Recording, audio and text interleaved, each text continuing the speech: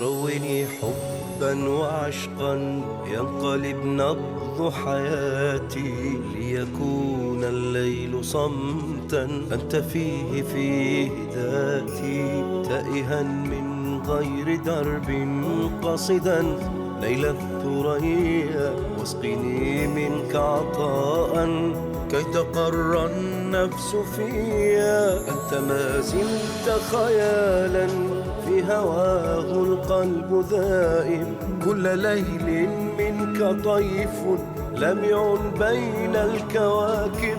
لا تعاملني غريبا، صورة منك أتتني، لا تدر عينيك عني، منك رسم خلف جفني. لا تعاملني غريبا، صورة منك أتتني، لا تدر عينيك عني، منك رسم خلف جفني، منك رسم خلف جفني.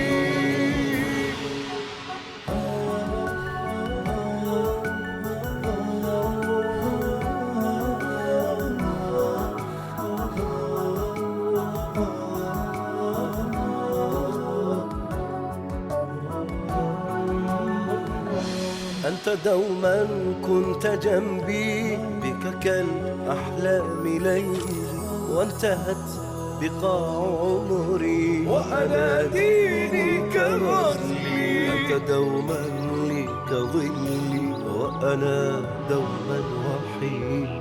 أن تذكرني بنفسي علني صرت السعيد. أنت ما زلت خيالا في هواه القلب ذائم، كل ليل منك طيف لمع بين الكواكب. لا تعاملني غريبا، صورة منك أتتني، لا تدر عينيك عني، منك رسم خلف جفني.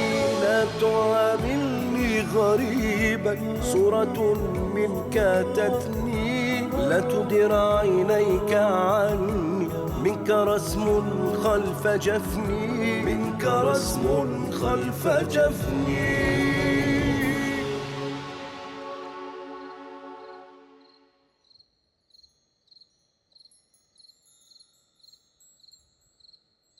I've been wandering in the lonely desert of my pains and sufferings. I am tired and thirsty. My God, where are your shores? Where are your seas and oceans? Where is your home safe confronting that ocean? I finally reached to the shore of His greatness and majesty. I stepped upon His sands, each a divine gift. The cold of the waves kissed my toes. The ocean of the blessings of God. I drank from its sweet water, and to catch the colorful gracings and blessings of God. Welcome to Ramadan. Assalamu alaikum.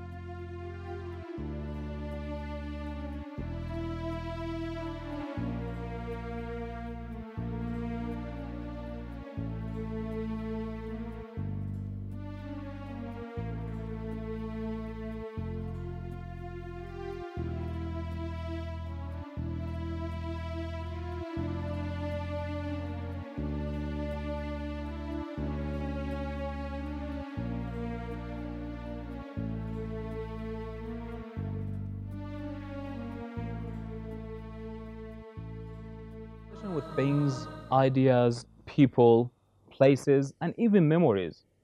That obsession is really exhausting. It is, as experts name it, obsessive compulsory disorder, is extremely exhausting and catastrophic.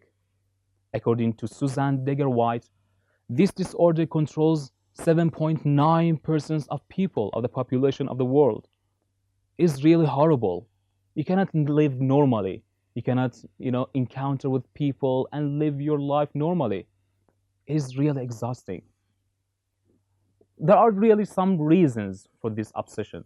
Like, for example, when you touch something, furnitures, you remember some ideas, or you see some people that make you, you know, triggers that anxiety in you. It's really, a problem, and you cannot live your life normally.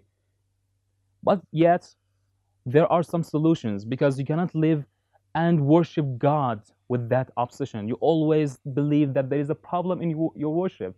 And of course, it is the opposite of the spirit of worship. God doesn't want us to be obsessed with that worship, because it is the opposite of the spirit of worship. We need to pray to God and worship God purely and honestly, and with love, with beauty, and with smile. No obsession. So what is the solution for this obsession? Imam Ali has given us a very beautiful and working solution to this problem. Imam Ali stated, if you fear something, jump into that situation. Like, for example, if you have anxiety towards something, you just jump into that thing and try to do it without thinking about it, and without thinking about the anxiety of that thing. That's the only solution. And even the experts, psychoanalysts, they have focused on this point. They have named this solution as the exposure and response prevention. They believe that encountering and falling into that situation that triggers anxiety, it will really solve that problem. So let's try in this holy month, let's try and practice to keep away from anxiety, because it doesn't work with the worship to God. We need to worship God with purity, with honesty, and with a smile.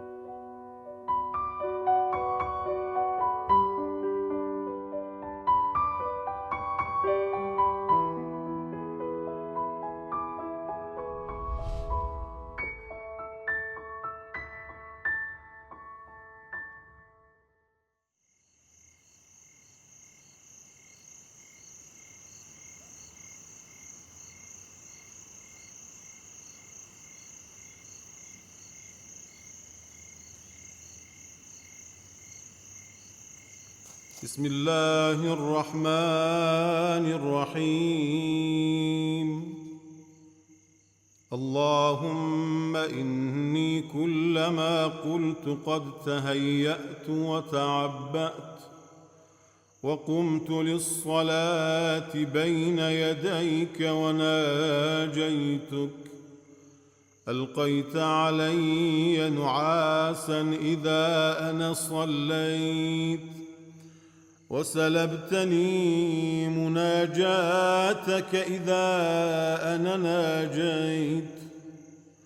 ما لي كلما قلت قد صلحت سريرتي وقرب من مجالس التوابين مجلسي، عرضت لي بلية أزالت قدمي وحالت بيني وبين خدمتك.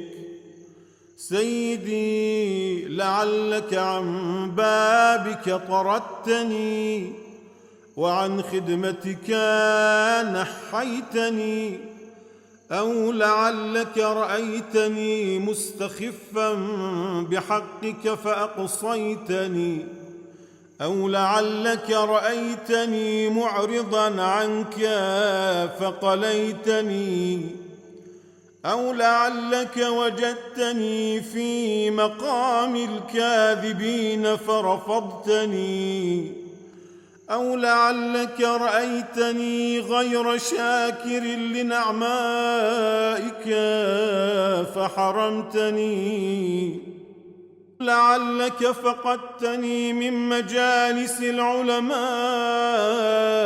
فخذلتني، أو لعلك رأيتني في الغافلين فمن رحمتك آيستني، أو لعلك رأيتني آلف مجالس البطالين فبيني وبينهم خليتني، أو لعلك لم تحب أن تسمع دعائي فباعدتني، أو لعلك بجرمي وجريرتي كافيتني، أو لعلك بقلة حيائي منك جازيتني. فإن عفوت يا رب فطالما عفوت عن المذنبين قبلي، لأن كرمك أي رب يجل عن مكافأة المقصرين، وأنا عائذ بفضلك هارب منك إليك، متنجز ما وعدت من الصفح عمن أحسن بك ظنا.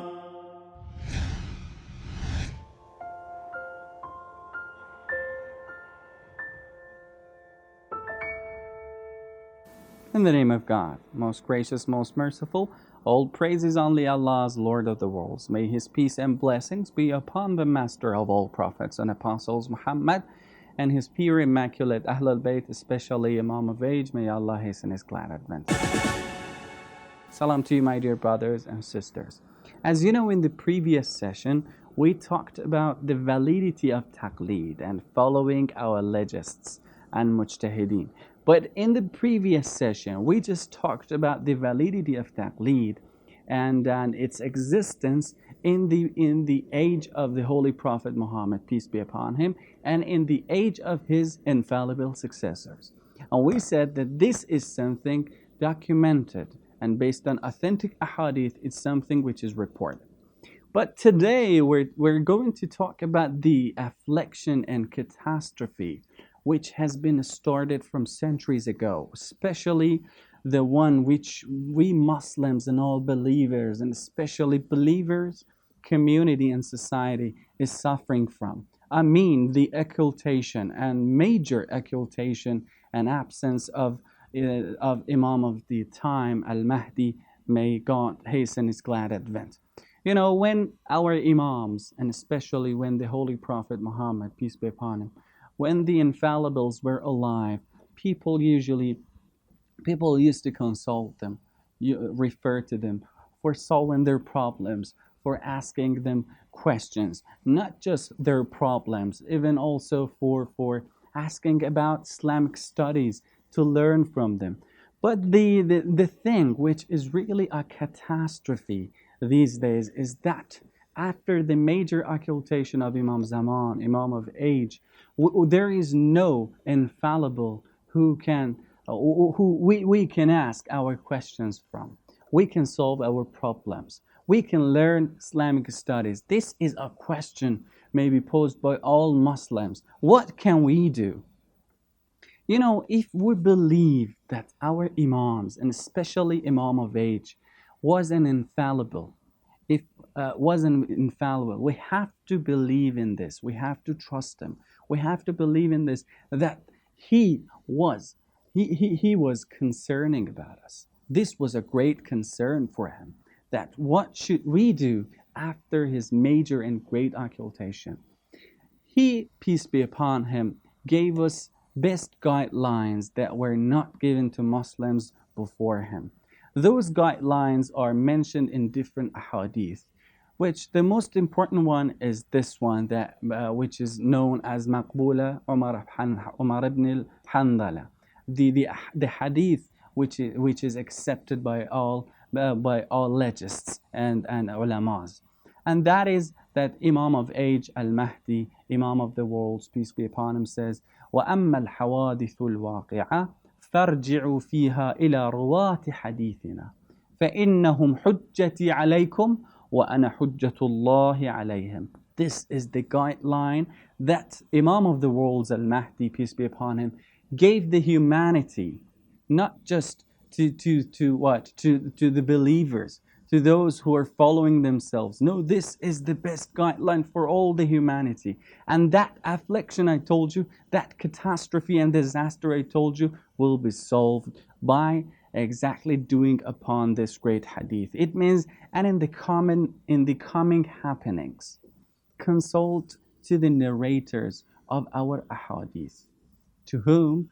To the narrators of our ahadith. Verily, they are my proof to you, and I am proof of Allah to them. So as you see again, the validity of a legist, of a marja, of a mujtahid is when he narrates for us the ahadith of the Venerable Prophet Muhammad, peace be upon him, and also the ahadith of the Prophet's successors. May Allah's best regards be upon them. But the deepest thing which became a reason for refraining from taqlid these days, especially in also believing communities, that is, how can I know that the decree my legist is declaring is exactly based on the truth? This is right. This is true. This is a must for us to research, to be careful, to go towards those who are who we're sure about, who we know that their decrees, their opinions are just derived and gotten from the authentic ahadith of Ahlul Bayt, peace be upon them all. This is something true. But if we have found someone like this, it's a must for us to consult him, to ask him for our questions, for knowing decrees of Allah subhanahu wa ta'ala. That's why Imam Hassan Askari, the father of the Imam of age, may Allah hasten his glad advent, says, فَأَمَّا مَنْ كَانَ مِنَ الْفُقَهَاءِ سَائِنًا لِنَفْسِهِ حَافِظًا لِدِينِهِ مُخَالِفًا لِهَوَاهِ مُطِيعًا لِأَمْرِ مَوْلَهِ فَلِلْعَوَامِ أَنْ يُقَلِّدُوهُ. But as for the one who was from the high priests, fuqahas, controlling of his self, protective of his religion, opposed to his personal desires, obedient to the orders of his master, it means imams. So it is for the generality that he should be referred to. The last question is that, based on some ahadith, we think that and also based on some rumors, we think that if we consult a marja, a mujtahid, we just have to hear the hadith and the words of the ahadith from his mouth. This is not true, because based on other authentic ahadith, Imam Sadiq, peace be upon him, said, one of the companions went to him and asked him about this question. Imam Sadiq, peace be upon him, said, it's no problem. It's no problem that if you have preserved its meaning, so there is no problem that you just tell the others, the generality of humanity, the human beings, based on the meaning of that hadith. It's no problem even if you have changed the words.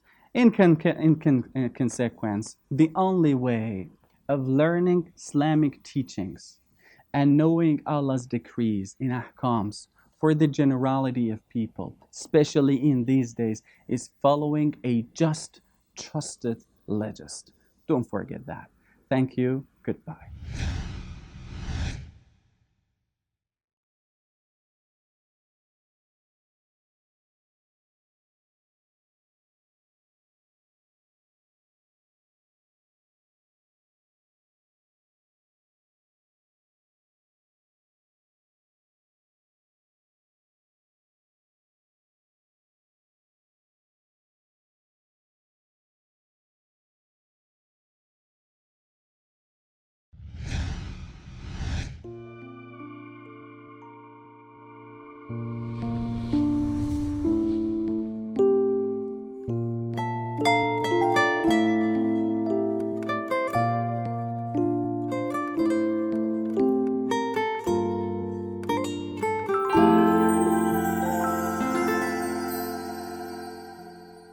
My steps are broken with hesitation.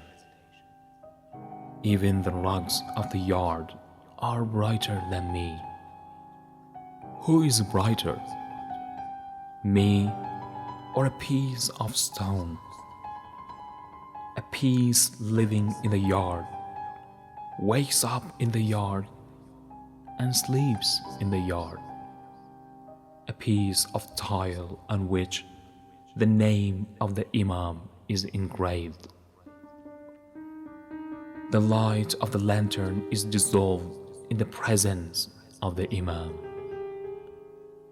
All the pilgrims are silent. Only I hear the voice of the Imam, commanding Al-Abbas to be merciful to them. He wants to preserve their esteem. He reads the heart and the eye to bless them and cherish them. I'm afraid to step upon any spot, because each spot carries thousands of wishes that have been mixed with the scent of the holy shrine. I only hear, "O Imam al-Hussein, I ask you by the sadist of Al-Abbas to realize all my wishes." Only he can hear the wishes of the hearts. I'm afraid to go under the dome. I'm afraid that the rain of grace extinguishes me, the rain that cleans all the hearts. Keep me here forever. Let me smell the scent of Imamat.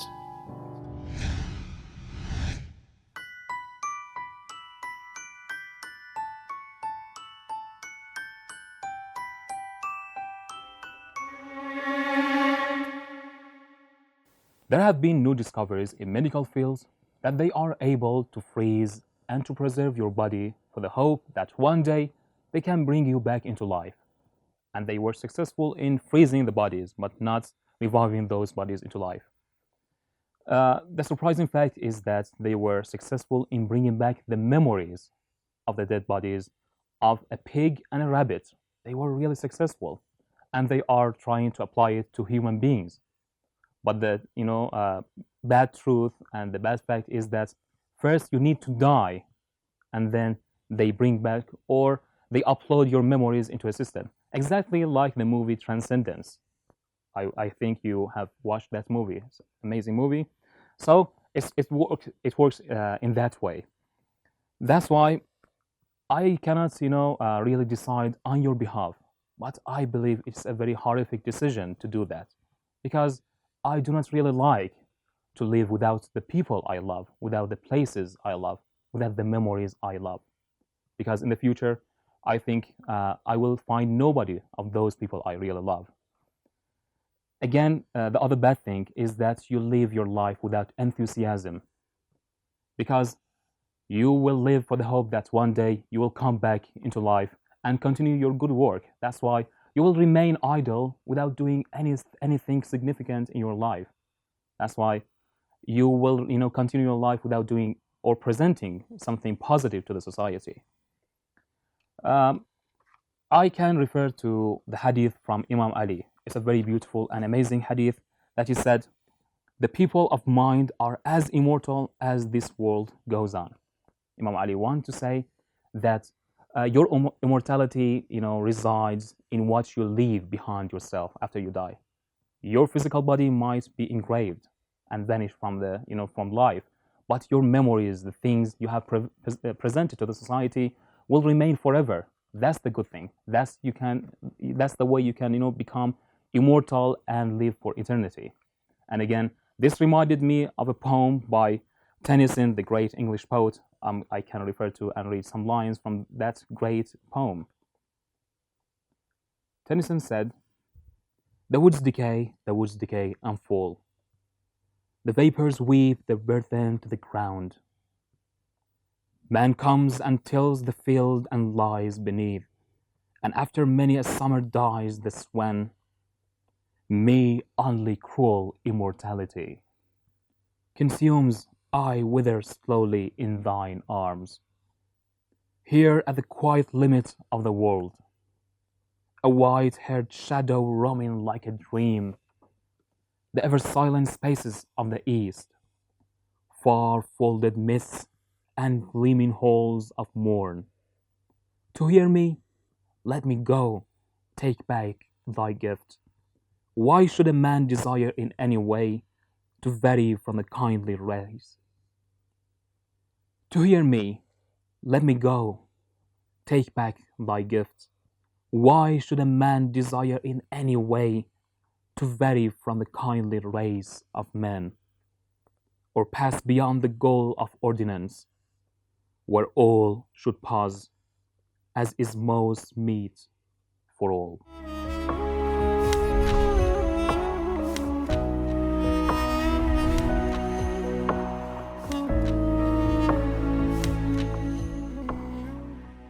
بسم الله الرحمن الرحيم اللهم ارزقني فيه فضل ليلة القدر وصير أموري فيه من العسر إلى اليسر واقبل معاذيري وحط عني الذنب والوزر يا رؤوفا بعباده الصالحين.